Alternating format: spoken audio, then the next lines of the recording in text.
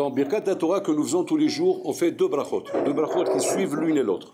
On fait la première bracha, la asok b'divrei Torah, c'est bon, il y a tout ça au différent, c'est-à-dire s'occuper de l'étude de la Torah. Et après on fait une deuxième bracha qui suit, Asher bachar banu mikol ami venatan lanu et Torato, qui nous a choisi parmi les peuples et nous a donné sa Torah. Alors là, il faut comprendre, parce qu'en fait, la Torah est une des mitzvot parmi les 613 mitzvot. C'est pas qu'on va dire que la Torah, c'est quelque chose de différent. Non, elle s'inscrit dans les 613 mitzvot. Il y en a 613, et une des 613, c'est l'étude de la Torah. C'est-à-dire qu'en fait, que quand je parle de la mitzvah de l'étude de la Torah, c'est comme je parle, par exemple, de mettre les tefillim. C'est une des 613 mitzvot. Il y a mettre les tefillim, c'est une 613 mitzvot. L'étude de la Torah, c'est pareil. C'est une des 613 mitzvot. La question qui se pose, c'est comme ça.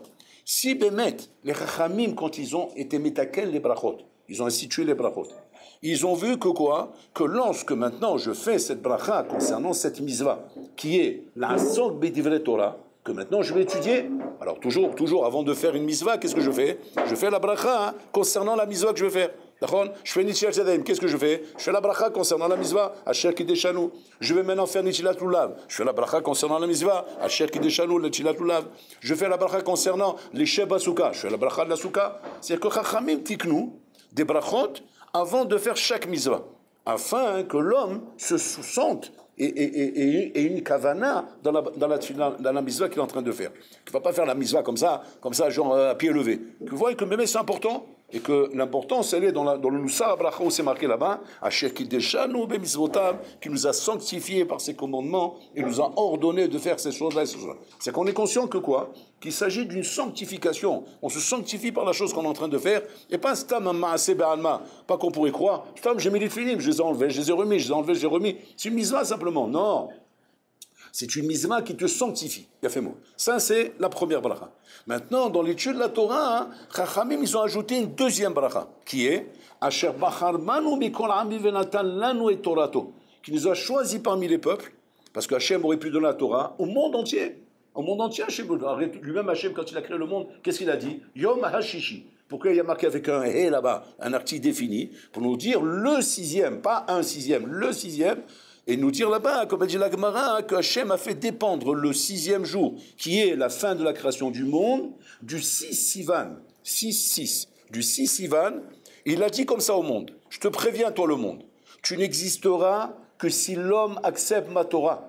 Si l'homme, le 6 Sivan, va me dire, on n'accepte pas ta Torah, on ne veut pas de ta Torah, laisse-nous tranquille, on est bien comme on est, ça fait déjà 2000 ans qu'on vit dans ce monde, on est très bien sans ta Torah, on a 7 mitzvot de Bnei Noach, on s'arrange avec ça. Tu ne vas pas nous ajouter encore 613, on a pris 7, ça suffit. Si vous me faites un truc comme ça, Bololam, il a ordonné au monde de se détruire. Le monde se détruit. C'est-à-dire que le 6 Sivan, quand les Bnei Israël sont arrivés au mont Sinaï, si les Bnei Israël n'avaient pas accepté la Torah, comme ça s'est passé avec Esav, avec Ishmaël, vous connaissez le Midrash, qu'Hachem a demandé à Esav, tu veux la Torah, il a dit non. Il a demandé à Ishmaël, tu veux la Torah, il a dit non. Donc Hachem voit qu'il a eu un refus de tout le monde a refusé sa Torah. Si jamais les Bnei Israël, eux aussi, avaient refusé la Torah, le 6 Sivan, le monde aurait été détruit. Il y aurait eu la destruction du monde. Il a fait mot. Maintenant, si on voit que c'est comme ça, la bracha que nous faisons, Asher bachar banu mikol amim, ça veut dire qu'on vient ici, dans la bracha, dire que Hachem, tu nous as choisis parmi tous les peuples. Tu nous as choisis parmi tous les peuples, tu nous as donné la Torah. Il a fait mot. Donc c'est l'union est comme ça. C'est-à-dire que Hachem nous a dit comme ça, je vous ai choisi parmi les peuples, et je vous ai donné la Torah. Il a fait mot. Donc maintenant Hachem, effectivement, par cette bracha, nous avons ça. Il demande le Ramban, pourquoi les Chachamim n'ont pas institué cette bracha pour chaque mitzvah? Pour chaque mitzvah.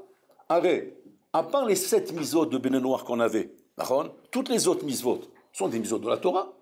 Donc c'est en acceptant la Torah qu'on s'est rendu obligé de faire les autres mitzvot. Vous avez compris? Donc à ce moment-là, ça vient de la Torah. Ici, ça vient de la Torah, et parce que ça vient de la Torah, tu dois dire Asher bachar ban mikol amim. Oui, il fallait faire cette bracha même quand tu mets les tefilin. Alors les tefilin ne font pas partie des 7 mitzvot de Bnei Noach. Les tefilin ne viennent que parce que j'ai reçu la Torah. Il a fait mot. Et que maintenant que j'ai reçu la Torah, j'ai ces 7 mitzvot. Un goy, lui, il n'a pas la mitzvah de mettre les tefilin. Et pourquoi il n'a pas la mitzvah de mettre les tefilin? Parce qu'il n'a pas accepté la Torah. Par contre, il a les 7 mitzvot de Bnei Noach. Un goy, il n'a pas le droit de tuer, il n'a pas le droit de voler, il n'a pas le droit de tromper sa femme. Si tu vois un goy tromper sa femme, tu as une mitzvah d'aller le voir, il lui dit, si tu trompes ta femme, tu meurs. Bah, ouais, gentiment, quoi. Tu dis gentiment. Parce qu'il il peut te mettre une bougnade, donc tu dis gentiment, tu dis c'est pas bien, faut te calmer, etc. C'est ton copain, quoi. Tu dis calme-toi, sinon il y a un bus qui va t'écraser. Bon, alors là, parce que la Gemara dans Sanhedrin, elle explique là-bas. Elle explique qu'on n'a plus le Bedin, on n'a plus le Sanhedrin. Donc on n'a plus le Bedin qui vont trancher les décrets de mort. Alors l'homme, qu'est-ce qu'il va croire? Il va dire quand il n'y a plus Sanhedrin, il n'y a plus le Bedin, donc il n'y a plus de décret de mort. La Gemara dans Sanhedrin, non, détrompe-toi mon coco. Ouais, le Bedin n'est plus là. Mais Hachem, qu'est-ce qu'il a fait? En attendant que le Bédine se reconstruit, qu'est-ce qu'il fait Hachem? Il a pris le relais. Il a mis le képi du Dayan, il a dit, bon, en attendant que le Beit HaMikdash soit reconstruit, moi je m'occupe du din. C'est moi qui fais le din. C'est-à-dire que quoi? Que Bolam, il continue à faire les 4 mitos de Bédine. C'est quand Bolam Rabotai qui se noie à la mer, c'est pas un accident de voyage, c'est pas un accident de sport. Il est noyé, pourquoi? Parce qu'il était chayav chenek. Il était chayav d'étouffement. C'est une des 4 mitzvot de Bédine. C'est-à-dire qu'il a fait une avéra pour lequel il est chayav chenek. Hachem l'a entendu au virage, il l'a envoyé dans la mer, il l'a noyé là-bas. Un autre bonhomme Rabotai, qu'est-ce qui s'est passé? Il s'est fait écraser par une voiture. C'est quoi ça? Chayav skila. Chayav skila, c'est-à-dire qu'on le prend, on le jette d'un étage. S'il n'est pas bon, on lui jette des pierres jusqu'à qu'on le tue. Pourquoi Chayav skila? Il est mer al Shabbat. C'est que Bolam fait des sentences, Rabotai. Ces sentences sont appliquées. Elles sont appliquées encore aujourd'hui. Simplement quoi? Sûrement elles sont voilées. Elles sont voilées, c'est-à-dire on ne voit pas le Bédine, comment ils prennent le bonhomme, comment ils le jugent, je vais rouler. Maintenant, ces choses-là, ce sont des lois de la Torah. Il a fait mal. Maintenant que ces lois de la Torah ont été données, et que le goy, il n'a que 7 mitzvot, il n'a pas plus que ça. Mettre les tfilim, le goy, il ne met pas les tfilim. D'accord? C'est nous qui mettons les tfilim. Pourquoi on met les tfilim? Parce qu'on a reçu la Torah. Pourquoi à ce moment-là, il demande le Ramban, on ne ferait pas une bracha de Asher Bachar Banu Mikol Amim quand on met les tfilim? Pourquoi on ne fait pas la bracha de Asher Bachar Banu Mikol Amim quand on fait la Brit Mila, que le goy ne fait pas? Pourquoi on ne fait pas Asher Bachar Banu quand on mange la matzah?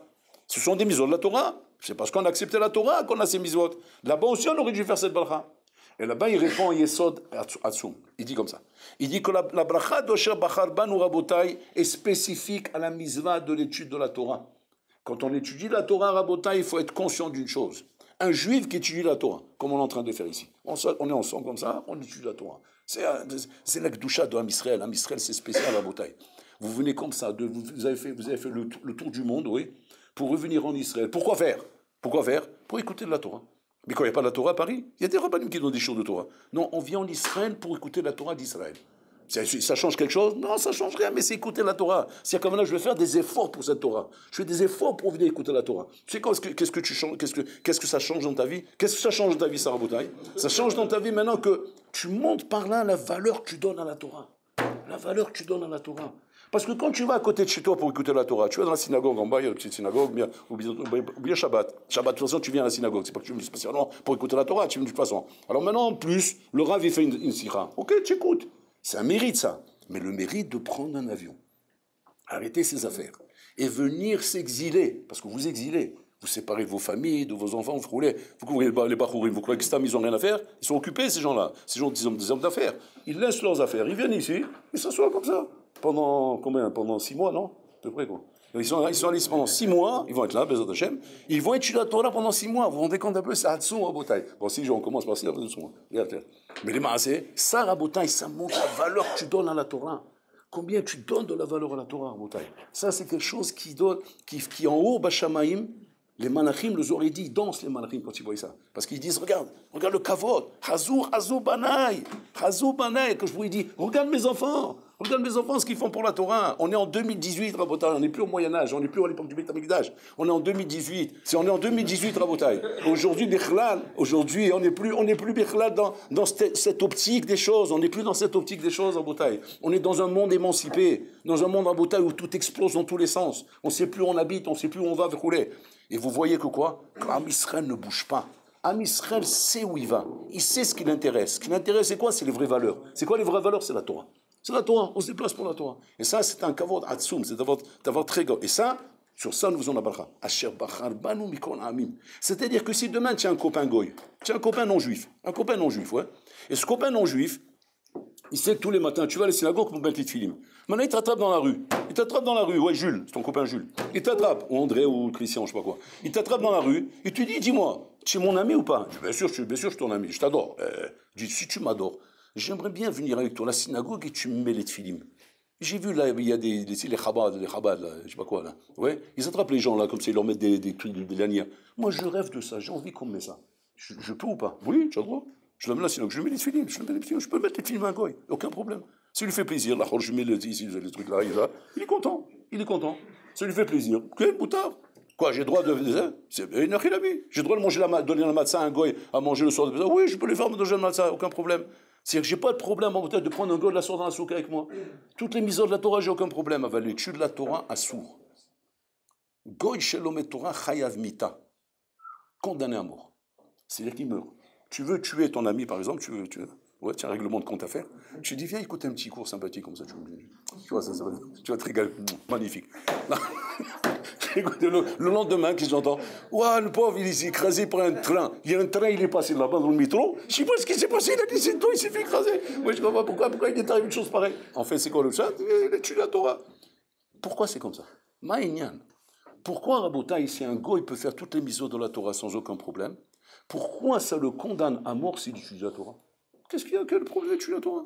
Étudier la Torah, ce sont des choses intéressantes. Quand je te dis maintenant, Shtaim ou Chazim Betalit, deux bonhommes étaient en train de tenir un talit. C'est Mishnah dans Baba Metzia. Ils viennent chacun dire, Kula Sheli, elle est entièrement à moi, elle est entièrement à moi. Qu'est-ce qu'on fait? Chacun va jurer maintenant chez Kula Shelo, et on le partage en deux. Pour étudier une Mishnah comme ça, il faut être un juif. Si un goy utilise cette Mishnah, il va la comprendre. On va l'expliquer, c'est facile à comprendre, on le fait en français. Voilà, deux bonhommes tenaient un talit c'est un vêtement. Ils étaient en train de se disputer, que chacun disait c'est à moi, c'est moi qui l'ai trouvé, c'est moi qui l'ai trouvé. Ils ont trouvé un vêtement dans la rue, chacun il est en train de dire que c'est à lui. Ouais. Ils vont au Beddin, qu'est-ce qu'ils font le Beddin? Ils partagent en deux. Ils partagent le vêtement en deux. Un gars, il ne peut pas entendre ça? Pourquoi c'est un gars, il entend ça, et je suis en train de lui expliquer ces choses-là, Rabotai, qui sont des choses très logiques, il n'y a pas que des choukim et que des mishpatim dans la Torah. Dans la Torah, il y a aussi des choses qu'on comprend très bien, des choses qui sont hyper logiques. Pourquoi je ne pourrais pas transmettre ces choses-là à un goy? Et pourquoi, si jamais je les transmets, le goy, il est chayav mita? Et tout ça vient d'où, Rabotai? Du moussard de la bracha que nous faisons, Sher Bacharmanu Mikol Amim. C'est-à-dire que cette bracha, il dit le Mishnah Broura, il faut la faire tous les matins en dansant. Tu fais ça? Non. Tu l'as fait en dormant. Ouais. Alors, comme tu l'as fait en dormant, c'est pour ça qu'Enachinami, tu ne vois pas comment la Torah te donne la siyata d'Ishmaïa, comment la Torah te donne, Rabotai, de la réussite. La Torah, normalement, tu devrais voir avec tes yeux la réussite qu'elle te donne. Mais la réussite qu'elle te donne tout de suite. À Shavani Lomé Torah, je vois que j'ai la siyata d'Ishmaïa dans la vie. J'étudie pas la Torah, je vois pas que j'ai de la siyata d'Ishmaïa. Je vois que le monde Kaviachol se met devant moi comme un écran. Il me met devant des difficultés. J'étudie la Torah, tout de suite à la Makom, comme c'est marqué là-bas dans la Mishnah. Kolam kabel ol malchut shamayim, pour kim menu ol derech eretz. Je prends sur moi la Torah, on m'enlève le ol derech eretz. C'est quoi le ol derech eretz? C'est le ol de la vie. Le ol de la vie. Dès que le ol de la vie te voit avec le ol de la Torah sur toi, le ol de la vie te laisse. Il te laisse passer, parce que tu es en train de porter les affaires du roi. Tu portes les affaires du roi. Personne ne va oser, même le général, te dire porter ces choses-là. Pourquoi? Parce que je te vois en train de porter les affaires du roi. Là, c'est pareil. Quand j'étudie la Torah, on me voit en train de porter les affaires du roi. Quand je porte les affaires du roi, on ne peut pas me dire, maintenant, pourquoi tu ne portes pas ça? Pourquoi tu ne vas pas porter ce rôle? Et pourquoi tu ne veux pas suivre cette épreuve? Et pourquoi tu ne vas pas subir telle et telle chose? Mais pourquoi? Parce que je porte les affaires du roi. Ça, cette balacha, la rabotai, je dois être tellement conscient de ce qu'elle me donne, que je dois la faire avec simcha. Comme ça, Mishnah Berurah, Rabotai, il tranche la halacha, que cette bracha, il faut la faire besimcha, et la simcha, elle est me'akevet. Me'akevet, c'est-à-dire que si jamais tu ne l'as pas fait besimcha, tu es au bediavad de cette bracha. Tu es au bediavad de cette bracha. Sur aucune bracha, on a dit qu'il faut la faire besimcha, sinon tu es au bediavad. On n'a jamais vu ça. Moi, je fais la bracha des filim, je l'ai fait, moi, je ne l'ai pas fait besimcha, je l'ai fait comme ça. Tu n'es pas Yossé Dechova, bon, tu fais Yossé Dechova. D'autant plus que la bracha n'est pas me'akev dans la misva. Je peux très bien demain mettre les filim sans faire la bracha. Je n'ai pas fait la misva des filim, bon, tu l'as fait. La bracha, elle est des rabbanan, c'est les rabbanan qui ont institué cette bracha. Donc, ça veut dire que moi, la misva, c'est une chose, la bracha, c'est autre chose. Ici, il y a un din dans la bracha. Que Bacharbanu, il faut la faire en soi, besimcha. Pourquoi? Parce qu'elle témoigne de cette bracha en elle-même. Ce n'est pas une bracha qui est instituée pour l'étude de la Torah, comme une bracha est instituée pour l'accomplissement du mitzvah. Ou par exemple, je vais mettre les tfilim, je fais la bracha pour mettre les tfilim. Cette bracha ne vient pas ici pour l'accomplissement du mitzvah. C'est une bracha qui vient en soi. En soi. Elle est unique, cette bracha. C'est une bracha en soi. Elle est unique, elle est en soi. C'est une bracha pour elle-même. Quoi? Pourquoi elle est là? Elle est là pour que tu puisses maintenant manifester qu'au moment où tu fais cette bracha, même si tu es seul avec toi-même, la simcha que tu as d'avoir reçu la Torah, d'avoir été l'enfant, le petit arrière-petit-enfant des ancêtres, que tes ancêtres ont accepté la Torah, et tu manifestes cette joie pour montrer que toi aussi, si tu avais été au Mont Sinaï, tu aurais accepté cette Torah. Parce que c'est pas le tout de dire, mes ancêtres, ils ont reçu la Torah. Il a fait, peut-être que toi, tu l'as subi, la Torah. Peut-être que toi-même, tu serais là-bas, tu l'aurais pas accepté. D'accord? Je témoigne par la bracha que je fais, Bessimcha, que si moi aussi j'avais été au Mont Sinaï, je l'aurais accepté cette Torah. Regarde un peu la mana extraordinaire qu'il y a dans cette chose-là, Rabotai. Ça, c'est pour nous apprendre quoi?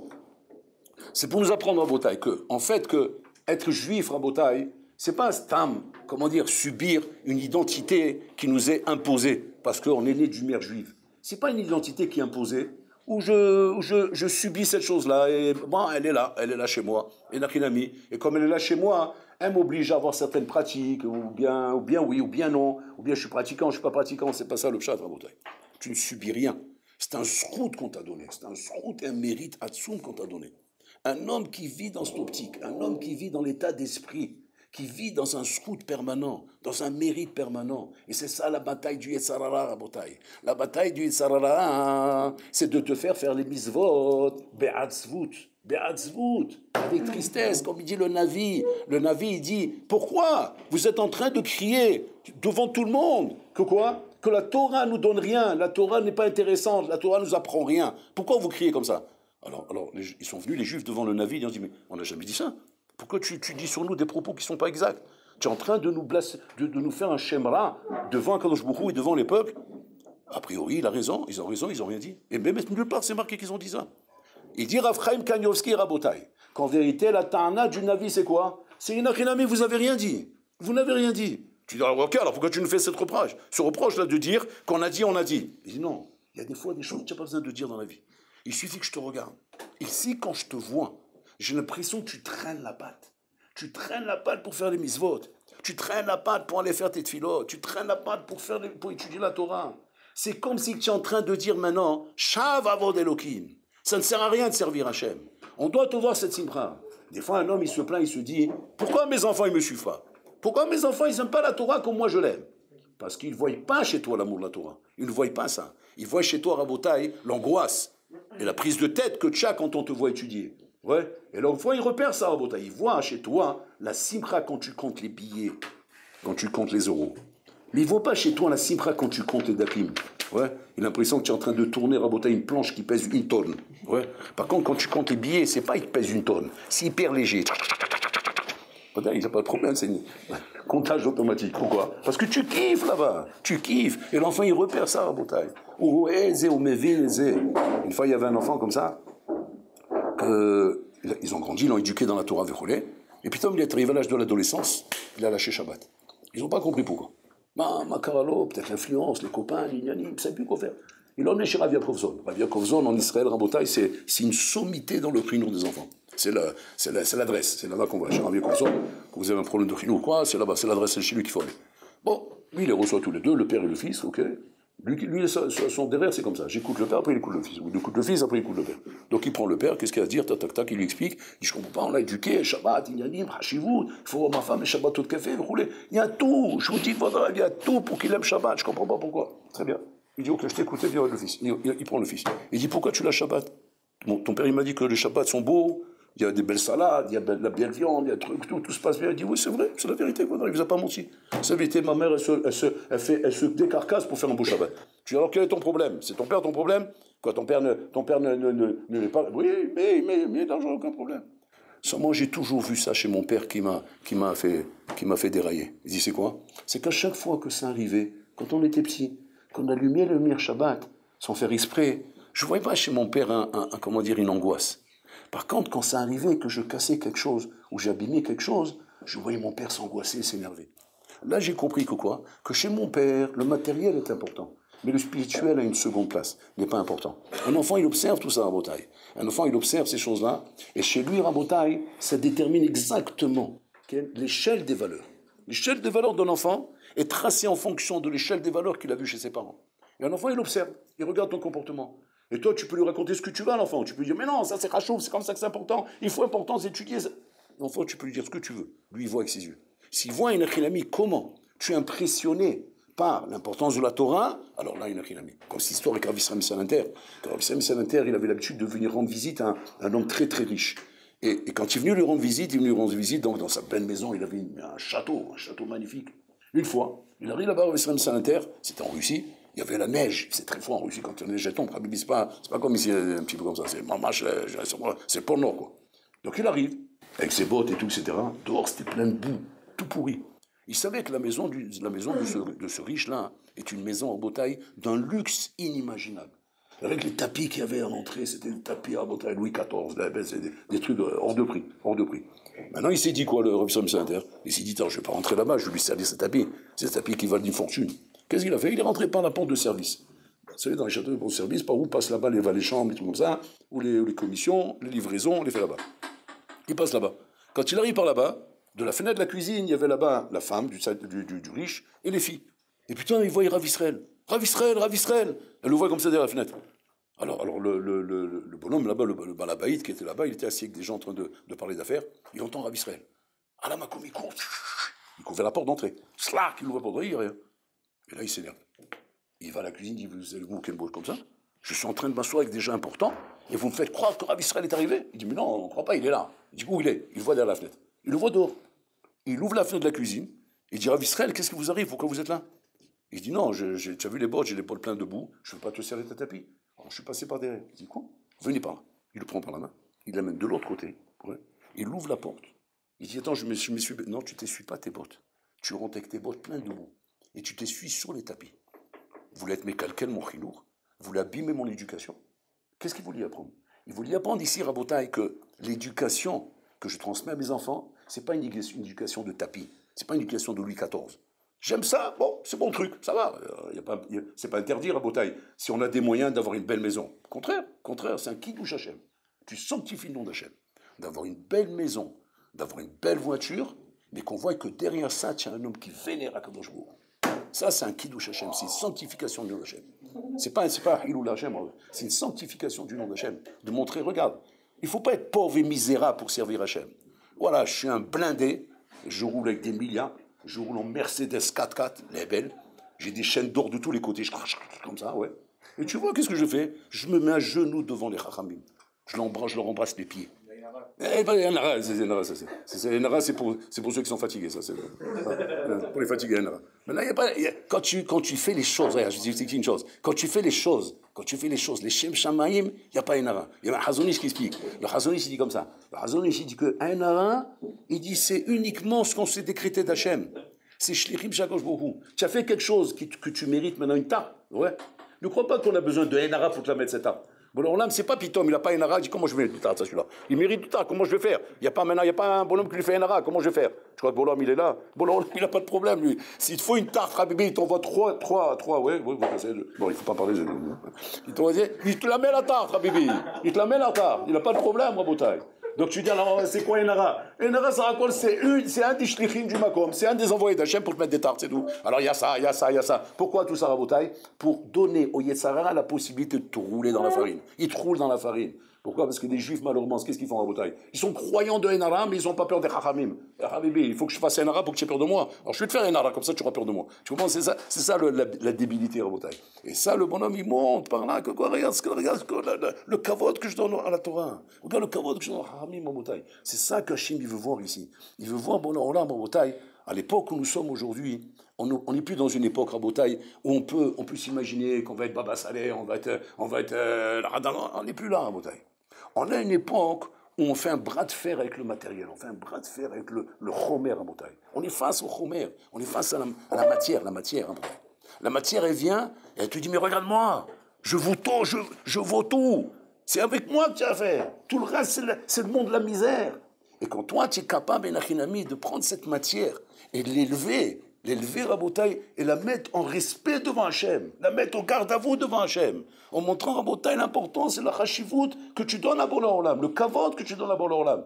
Et plus tu seras blindé, plus le kavod il va être grand que tu vas donner à Bola Olam. Donc il y a un Botaï, c'est ça la matara, c'est ça le but. Et là quand je dis Asher Bachar Banu, va dire que c'est Bachar Botaï, sanctifie le nom d'Hachem au plus haut niveau qu'on peut imaginer, pour le kavod que tu donnes à la Torah Botaï. C'est pour ça qu'effectivement, lorsqu'on se demande la question, Quel est le chinour le plus fort qu'un homme il peut donner à ses enfants? C'est le kavod qui donne à la Torah. C'est ça le chinour le plus grand qu'il peut donner à ses enfants. Le kavod qui donne à la Torah. À ce moment-là, quand un homme il donne du kavod à la Torah, même s'il grandit ses enfants en bataille dans l'opulence, dans la richesse, ça, zéloyazik lahem, ça leur fera pas de tort. C'est pourquoi ça leur fera pas de tort? Parce qu'au contraire, ils voient ici l'annulation du chomer devant la Torah.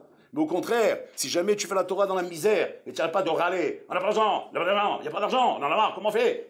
Chez Miazor, allez, prie Hachem, fais les Tehillim, il y en a marre, on va mourir. L'enfant n'a pas de problème, il t'a vu, il a mis te sacrifier pour la Torah, mais il a vu que le sacrifice, il n'a pas vu la Torah. Comment il a la Torah et le sacrifice? Il a vu que le sacrifice, il n'a pas vu la Torah. Donc qu'est-ce qui se passe? Là, il te lâche. Il te lâche, il dit bye bye. Bon, tu étais un martyr pour la Torah, ça il suffit. Tu es le dernier des martyrs, voilà. À partir de moi, ça s'arrête là.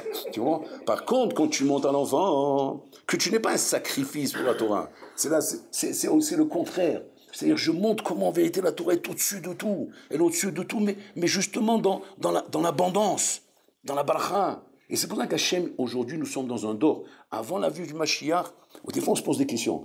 On dit, mais d'où vient tout ce chef? D'où vient toute cette abondance? Tu veux me faire croire qu'on est plus méritant que les époques d'avant? Tu rigoles quoi? À l'époque d'avant, il y avait des grandes sadikim, Rabotai. L'avant-guerre. Prends l'avant-guerre. Tous les grandes sadikim, Rabotai. Sfaradim et Ashkenazim, c'était à l'avant-guerre.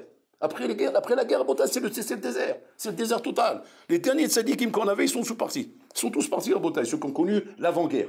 Maintenant, on n'a que des après-guerre maintenant. Ouais. Après-guerre, après-guerre, tu sais comment ça se passe. C'est tout estropié. Tout estropié comme ça, avec on est tous boiteux. Maintenant, tu vas me dire, bon, chez Roland, c'est payé. Avant guerre à Botaï, il y avait la misère. Les gens, ils vivaient tu vas au Maroc, tu vas en Tunisie, tu vas en Algérie. Bon, Algérie, ils sont assimilés comme ça.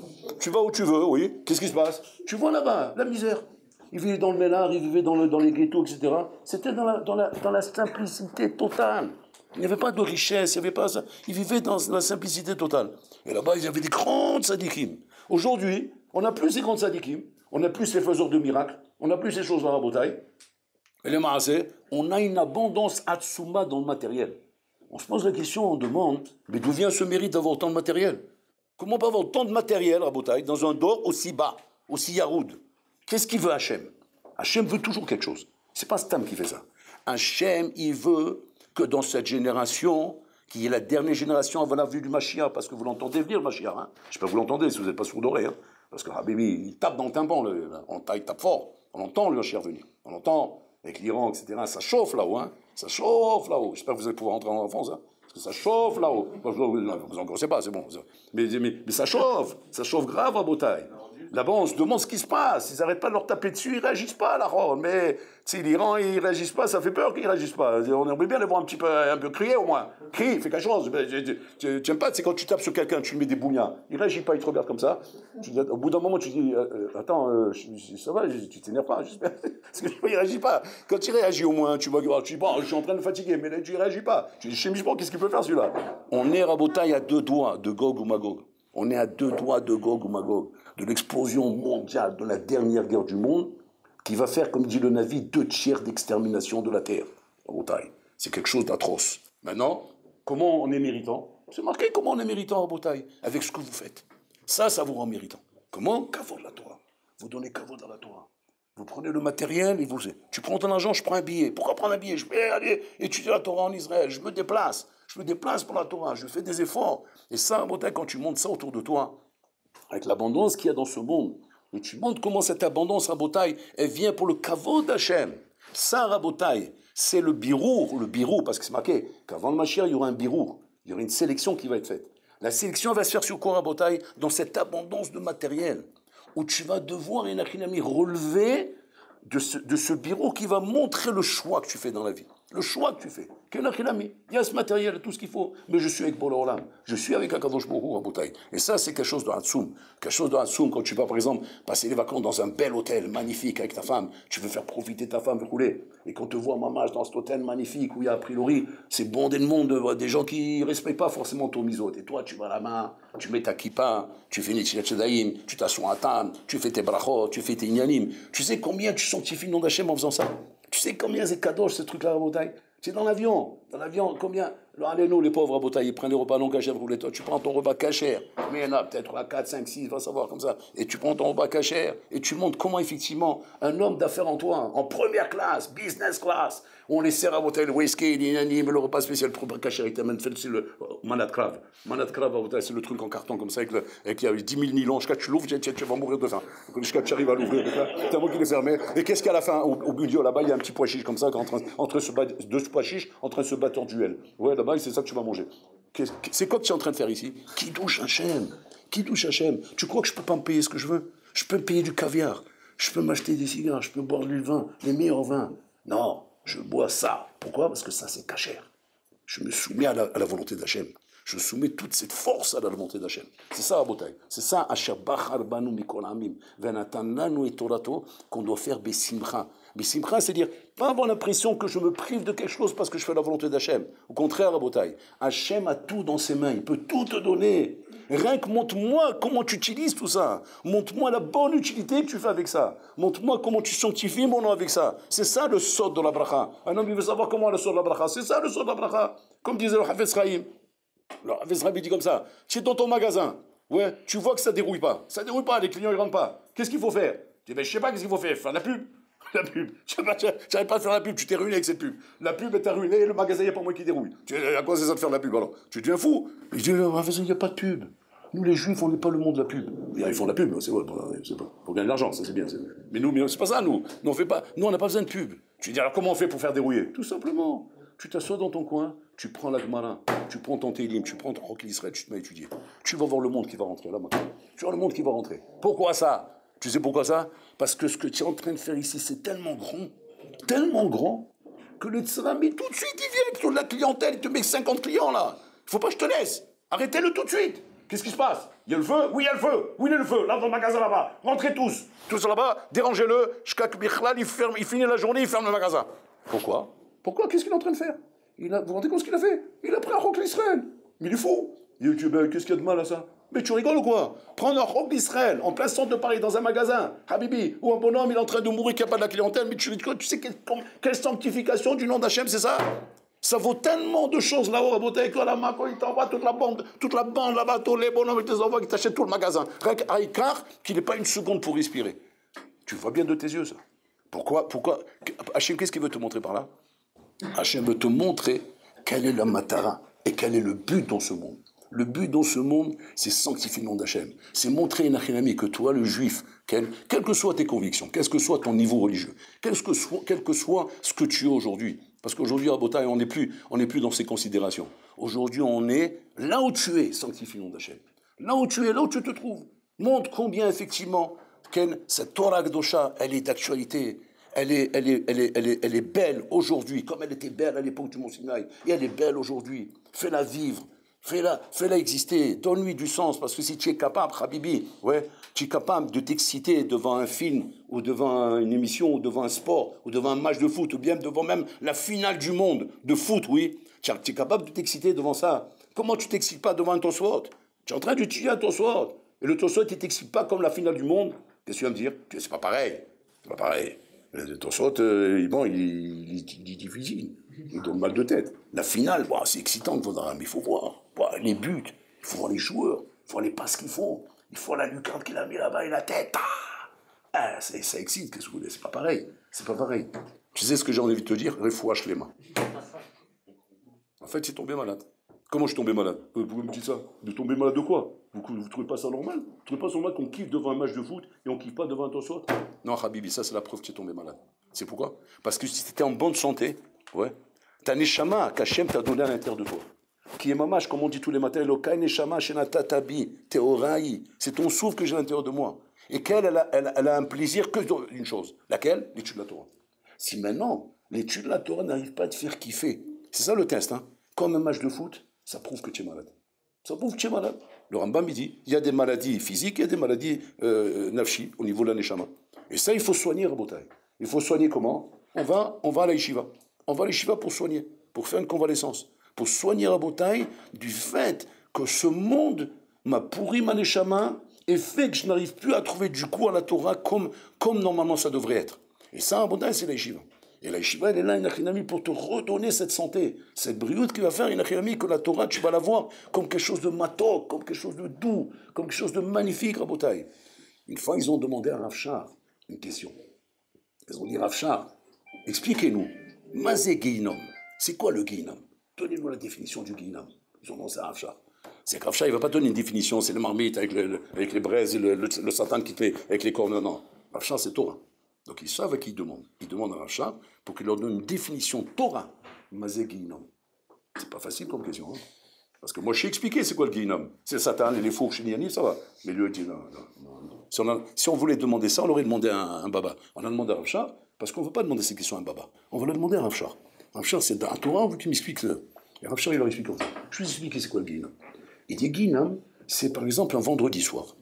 Après ta Séouda, tu t'es installé pour étudier un Rambam Beyoun. Un Rambam Beyoun. Très bien, parce qu'un Rambam Beyoun, Habibé, c'est lève-toi le bonheur, c'est du ça. Et tu as mis tout autour de toi, tout ce qu'il fallait. Il y a le Rambam, la Gemara, les trucs, tu as tout installé. Tu es chez toi, tu es bien, tu es à l'aise, tu te servais un petit thé comme ça, un bon petit thé comme ça, sympathique, et tu vas commencer, tu ouvres le Rambam, tu commences à regarder, tu commences à rentrer dans la Souga, et puis Tom, l'électricité s'arrête. Il disait Geinom. Il y en a qui vont dire non, ça c'est Gan Eden. C'est pas Geinom. Parce que là au moins, j'ai pas de problème d'aller dormir sans problème de conscience.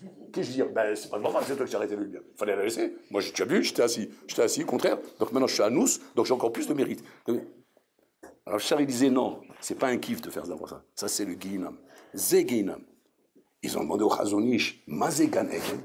Alors là aussi pareil, qui sont intéressants. Nous on va dire c'est quoi Gan Eden? Gan Eden c'est les Malachim, les champs, non, on demande au Chazonish. Azori dit c'est quoi Gan Eden? Il dit Gan Eden, c'est pas chaud, tu me prends, tu me jettes sur une île déserte, tu me donnes un stander et une Gemara Babakama. C'est Gan Eden. Vous avez vu comment on est loin de cette définition? Les deux définitions, on est loin, hein? On a compris.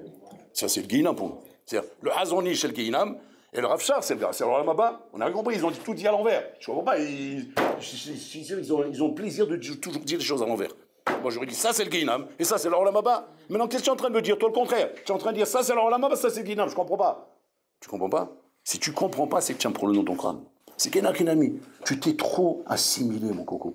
C'est l'assimilation qui t'a tué. L'assimilation du monde goy t'a déformé les définitions. Et comme tu as déformé les définitions, tu n'arrives même plus à te rendre compte que quoi? Que tu t'es écarté. Et qu'à cause de ça, tu vois pas le Geinam qu'il y a ici, et tu vois pas le Olamaba qu'il y a là-bas. C'est ça qu'il faut soigner à Botaï. Il faut soigner de cette assimilation. Assimilation, on ne soigne pas de l'assimilation à Botaï en s'écartant et en s'enfermant. Non, le contraire. En sanctifiant le nom d'Hachem, en montrant de la simra dans tout ce que nous faisons.